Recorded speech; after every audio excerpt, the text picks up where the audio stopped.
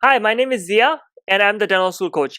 Today I have an amazing guest with me. Her name is Amy, and she just got accepted to Touro Dental School. Now, Amy has a different story than the other students that I've interviewed here before.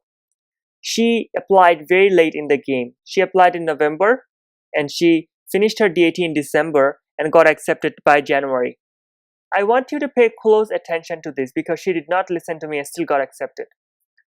Is it possible to apply late in the game and still get accepted? Yes. If you have a certain GPA and a DAT score. Amy had a 3.6 GPA from a pretty good university, and she had a DAT score of 20, which is pretty solid and above average.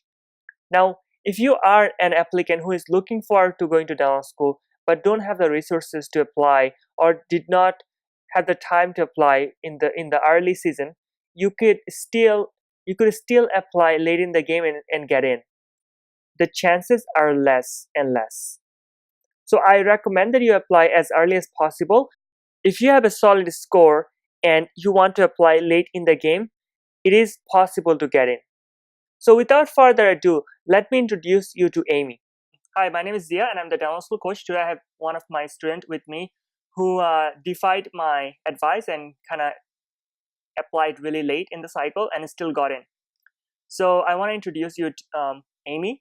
She is one of my star students because she got into dental school at Touro, and she was also waitlisted at NYU. She's going to tell you all about her journey during the process and give you some advice if you're in the brink of applying in this cycle at the late moment or not applying. So she's going to give you some good tips on what to do if you're applying late.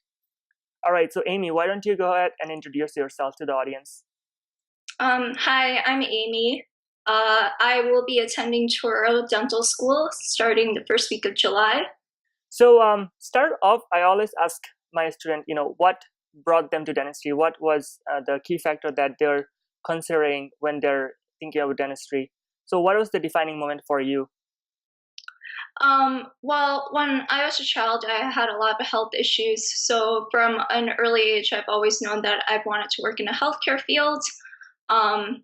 Dentistry didn't really come to mind, but especially when I was younger, I didn't have access to like dental insurance. So I've been to a dentist about twice in my life before before I finally decided to go, and I I started shadowing, and it just kind of grew on me from there. Oh, wow. So what was the things that you saw during your shadowing activities that defined dentistry as a profession for you? I saw that dentists can relieve people's pain, and I saw like the impact of what a dentist work has on someone's confidence. Okay, that's a very good answer. I think that's pretty common with other students who are thinking about dentistry or and also are also they're also interested in healthcare, but they don't know what kind of healthcare sector they should go into. A lot of people are interested in becoming a doctor, but they feel that being a doctor does not really give them the option of having that long-term patient interaction that dentists usually have. So I think from that experience, dentistry is a great profession for a lot of people. I did consider medicine for a while, but the thing about it is, I just feel like it's more like detective work. Like if a patient comes in with a problem, a doctor, most of the times they don't know like what's wrong. Whereas in dentistry, you have like the problem right there, and it's very clear and cut, and you know exactly what to do to fix it. So we're going to go into details about all the work that you have done post undergraduate, but let's talk about undergraduate. What courses have you taken that prepared you well for dentistry? Also, what are some of the dental related courses that you have taken during undergraduate? Well, I went with I did the biology major.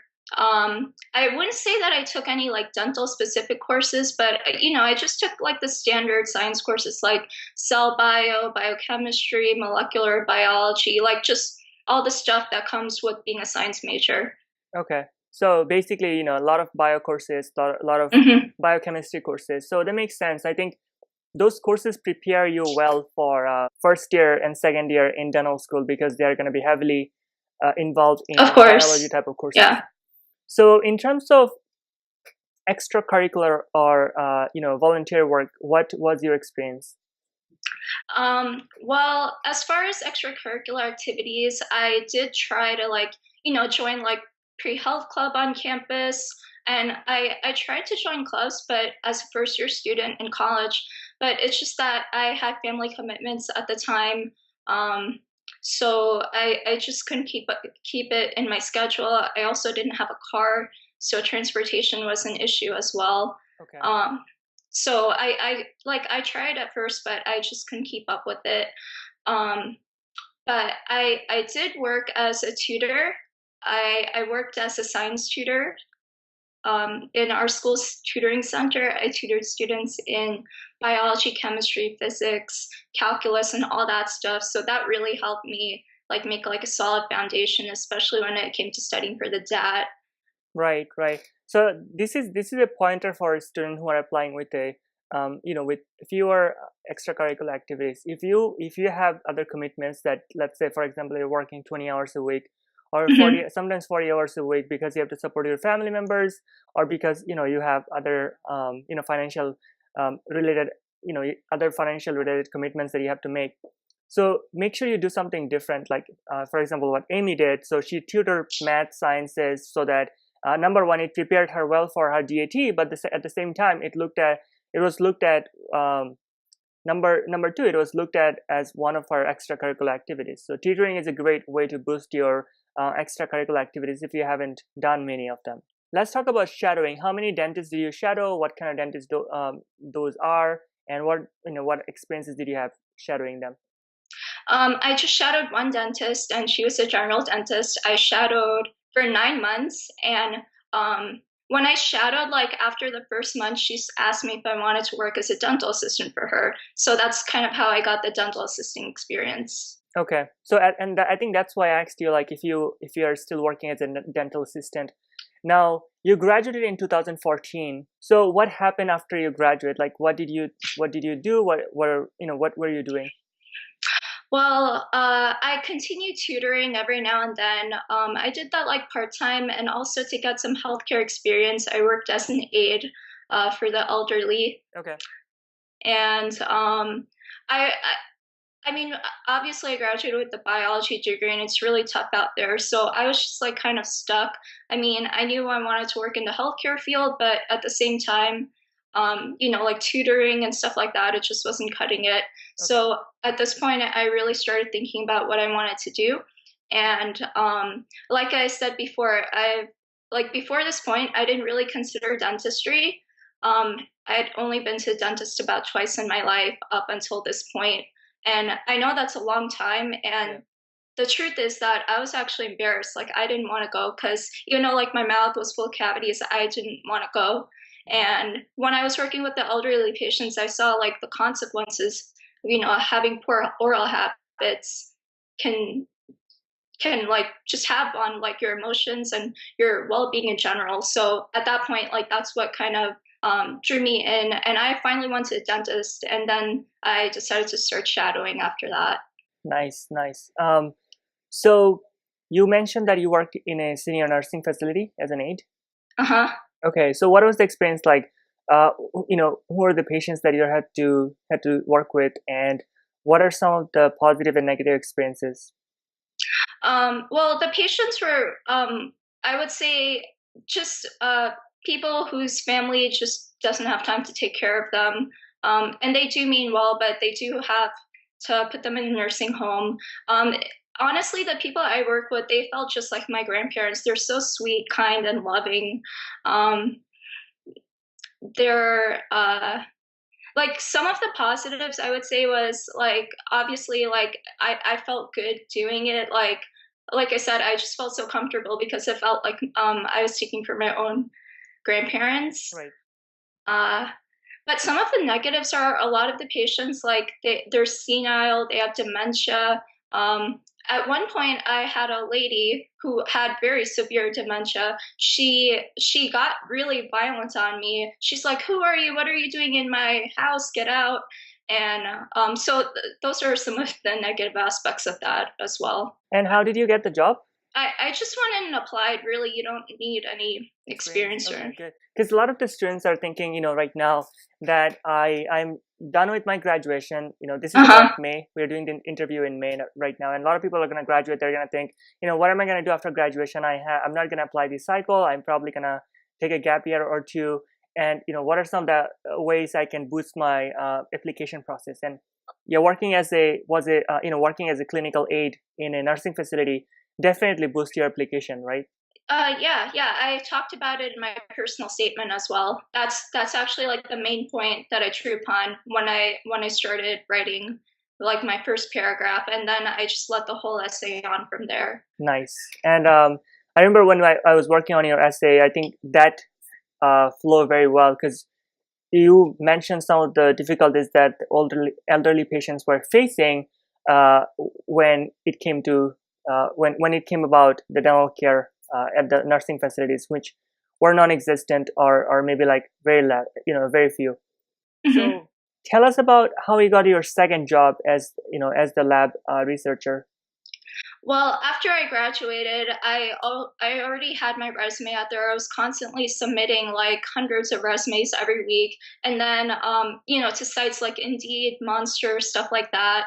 And it took a while. It took me almost I would say a year until I found my current job, just because it's so tough out there. Yeah. I feel like a biology degree, it's almost like a stepping stone into like getting a higher degree, but just by itself it's not really useful on the job market. It did take me a while, but I guess I just got really lucky. A recruiter saw my resume on Indeed, and then he invited me for an interview. And then the recruiting agency started sending me out on interviews to local pharmaceutical companies and labs that needed help. Okay. And that's how I got my job. So let's talk about application process in general. So I know that you had to take the DAT and you did fairly well. You also did very well in your undergraduate career. I want to ask you a few questions about how you did well on your undergraduate career. You have a pretty good GPA and you also have a very good DAT score. So let's talk about your undergraduate GPA first. How did you excel so well? With having so much commitment that you had with your family. I know that a lot of people are struggling with their science classes. Some of them may have to go back to a post-bac program or summer program to boost their GPA. So what advice do you have for them? I would say figure out your learning style. Because some people are visual learners, some people are like kinetic learners, like they need to be like moving and doing things. Some people they're just like the listening type, so they do better while listening. So you need to figure out your learning style. And also, there's one of the biggest things that I learned about in college is like there's a difference between like active learning and passive learning. Right. Like, for example, like passive learning would just be like me sitting in lecture, listening to the professor. But active learning, like I said, I was a tutor. So if I'm learning the material with the intention of teaching it to someone else, that's active because I'm like forcing my brain to like work and think harder. Okay. So give me an example of how you applied active learning when you're tutoring kids. Well, like I said, I learned the material beforehand with the intent to teach it to someone else. So when you have that goal in mind, I feel like it really increases your concentration and your focus. Okay. And it might take some more time than just, passively learning something. But at the end of Yeah. the day, you're going to do better in the exams and you're going to do way, way better in, remembering things for the DAT or even for your dental school classes.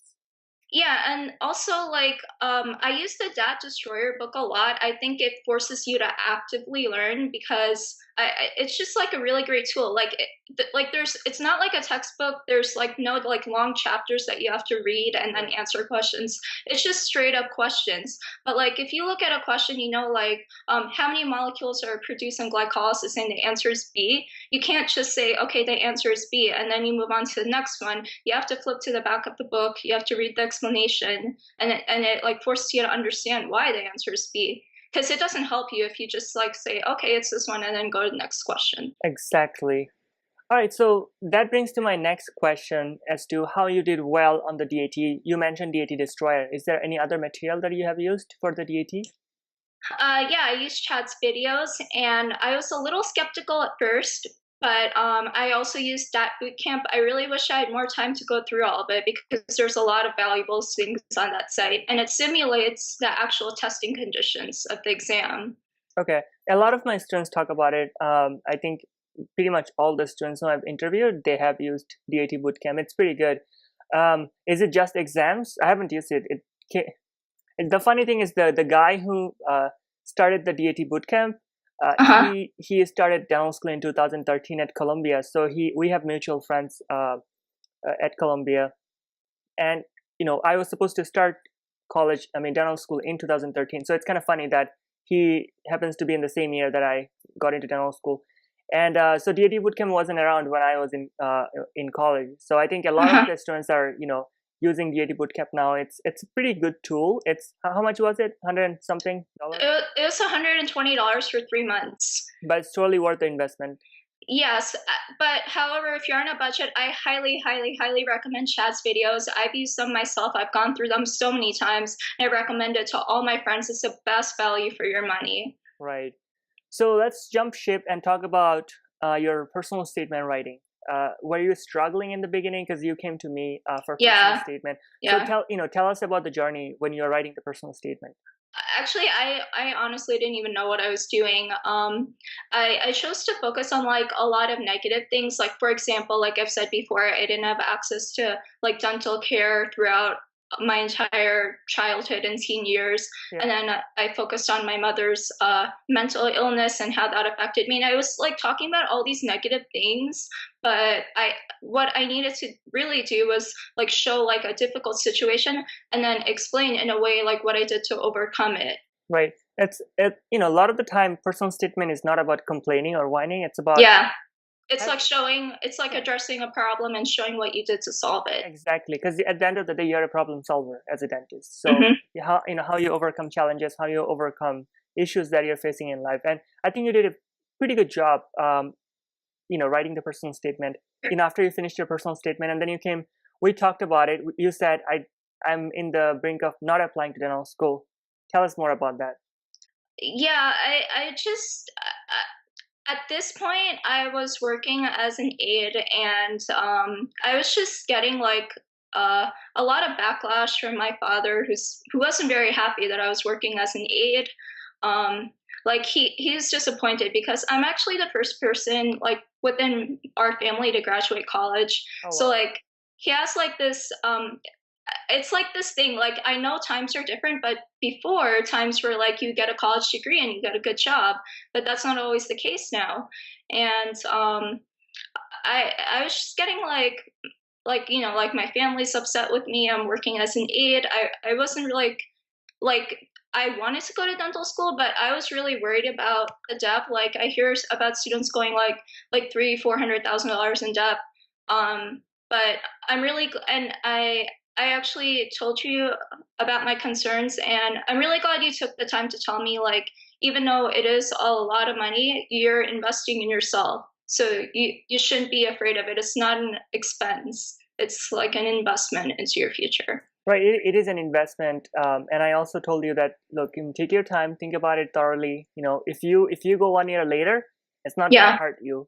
I think one thing that you have done was you took the time to think, but it was very late in the game. You came back to me. I think when we talked, it was October. You wanted to apply. What happened was I spoke to you in about like June or maybe about this time last year before the application opened, because I was working as an aide. I was making $9 an hour, and just like the financial burden of applying to dental school, like no one really talks about it, but I realized like, whoa, it's a lot of money, and I wasn't sure if I can afford to do it. But then what happened was the following month, I put my resume out there on Indeed. The recruiter found me, and then I got my current job as a microbiologist, and then I started making more money, and then I was working really hard, and then again I brought up the prospect of dental school in my mind. I'm like, you know what, I think I can do this, but it's really, really late. I don't know if I can pull it off. So what did I tell you? You said to wait next year, because at this point it's like the end of October, November, and the application would close next month, and you're like, no way, save your money, apply next year. Okay, so but you didn't listen to me. You went ahead and applied. So tell us about about that. Why did you decide to apply even though I told you not to? Because there is a very slim chance, and you're probably one of the few students who would get in. And I think one of the bigger reasons that you got accepted was that you had a pretty solid GPA and pretty solid DAT score. I think your DAT is 22, 23-ish. 20 academic average and then 22 total science. So that's 22 is, total science is pretty solid. It's way above the national average, which is like 18, 19, and you are a very solid candidate. But had you waited a year, you would have had a better chance of getting into like better schools. But I think from a statistical perspective, but you're thinking from your personal perspective, so you did what was best for you, and I totally respect that, and I totally understood why you did it at the time. So tell us a bit about what was the process like applying so late in the game. It was crazy. I was struggling last minute to get letters of recommendations from all my professors. My school has a pre-held committee, so right. they you have to like designate at least like I would say 6 or 7 professors because sometimes they don't always follow through.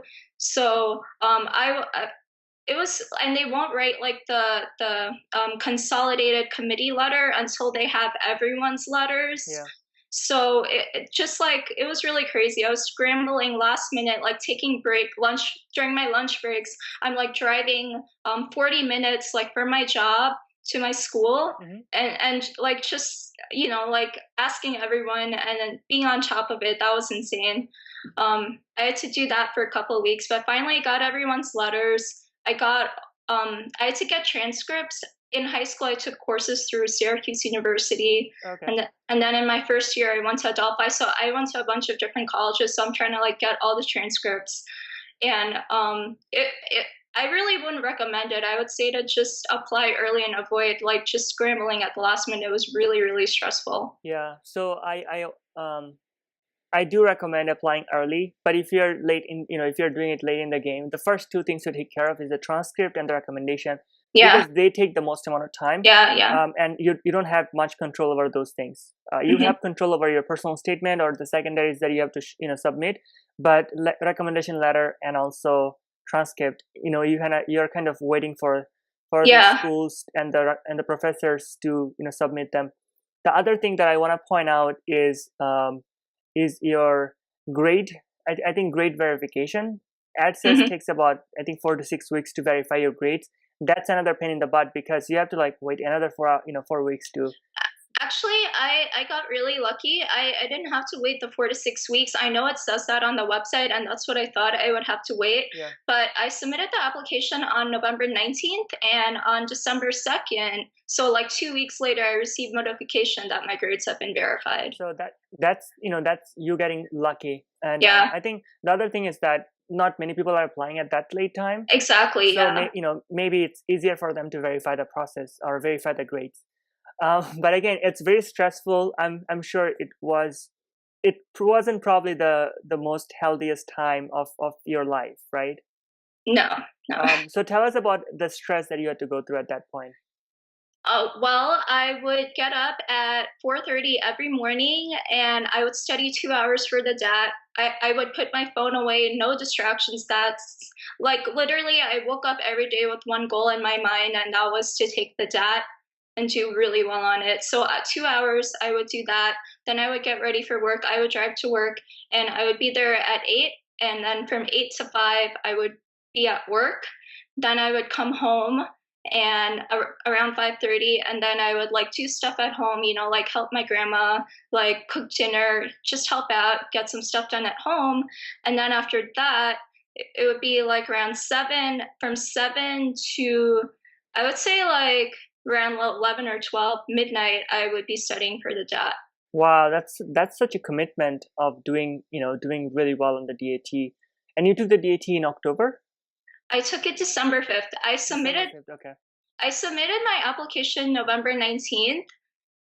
And then December 5th, I took the DAT. So that was like literally 2 weeks. Okay. I was going to say it definitely helped like at like the holidays, like the Thanksgiving holidays, because then I didn't have to put in that many hours at work. So that definitely helped a little bit. Okay. So that's definitely an anomaly because most people would take it, early June or Yeah. July or even maybe in August if late. Um, but tell us about the schools that you interviewed at. So I got 3 interviews at LECOM, NYU, and Touro. I attended the interviews at NYU and Touro. Uh, so the NYU interview, I actually purchased Yeah. your mock interview session, uh, and then we practiced a little bit. I think that's about the only thing I did. But one thing I did do wrong was I made the mistake of going into NYU is the first school I interviewed at. And then I had my interview at Touro 2 days later. But when I walked into school, I made the mistake of thinking it was an interrogation, and like someone's like gonna like shine a light on me and ask me, why do you want to become a dentist and stuff like that. So because I was thinking of it like an interrogation, it made me really nervous. And when I walked in, immediately the security guard asked me, "Are you nervous?" And I'm like, "Oh no." So I really wish I had like thought of it like as a pleasant conversation, like let's say you're about to have with a friend rather than an interrogation, because Right. they're not trying to do that to you. They just want to get to know you. That is so true. And to be honest with you, I also got really nervous on my first interview, and Uh it's huh. absolutely not. It's pretty normal. If you are not doing a lot of interviews, it's pretty normal to become nervous and become anxious on your first interview, and the second interviews are usually better. And that's why Yeah. people apply to a lot more schools. How many schools did you apply to? 9. 9. And that's why people apply to like maybe like 15, 16 schools so that they have more interviews coming in the season, and they do relatively well in the second or third interview, and they get accepted to some places. Uh So huh. how was the NYU interview, and how different was it from Touro?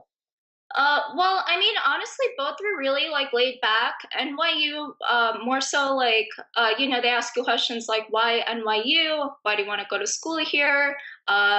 They ask me like really like questions like, what do you do to manage stress? What do you like to do for fun? Right. Me particularly, I'd been out of school for 2 years, so well, almost 3 years at that time, and they're like, "Well, you've been out of school for a while. What have you been doing?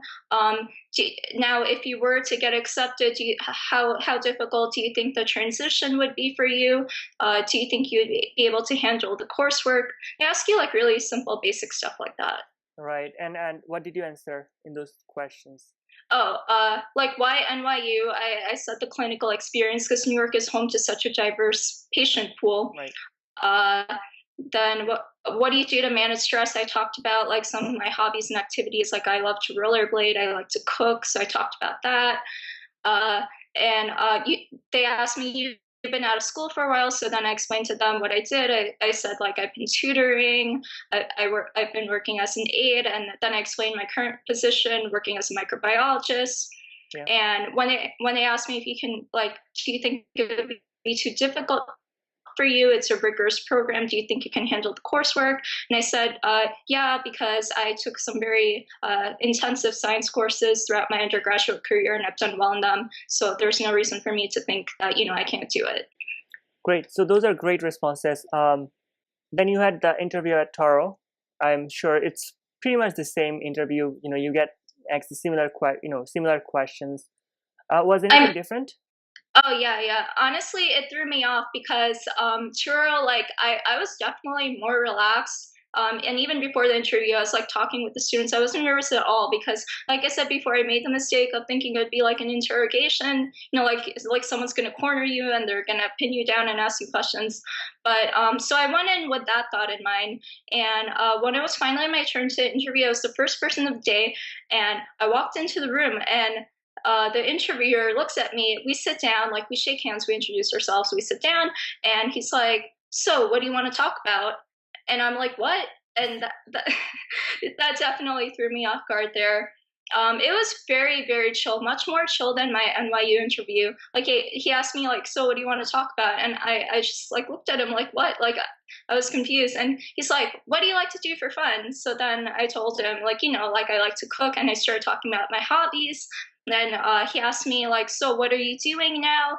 And then I told him that I work as a microbiologist for a pharmaceutical company. And then I went into more detail about my job, and it turns out that the antibiotic that I perform tests on is actually the same medication that they use to treat oral yeast infections in dentistry. Oh, wow. So it was really cool that I was performing tests on the same product. So then we started talking about that. That's pretty cool. And you got to connect with them on a different level when you make that connection. Uh-huh. It was really laid back. It felt like you're talking with a friend, and I feel like if you go in thinking that, it really takes the stress off. Yeah, I was interviewing someone else on who also got accepted to Touro, I think much earlier. Uh-huh. Pre-December interview, and she was saying the same thing. It's Yeah. pretty much a conversation. It's not an interrogation. And most schools are gonna have conversational interviews. They're gonna they're not gonna have as much like question answer type interviews. Uh-huh.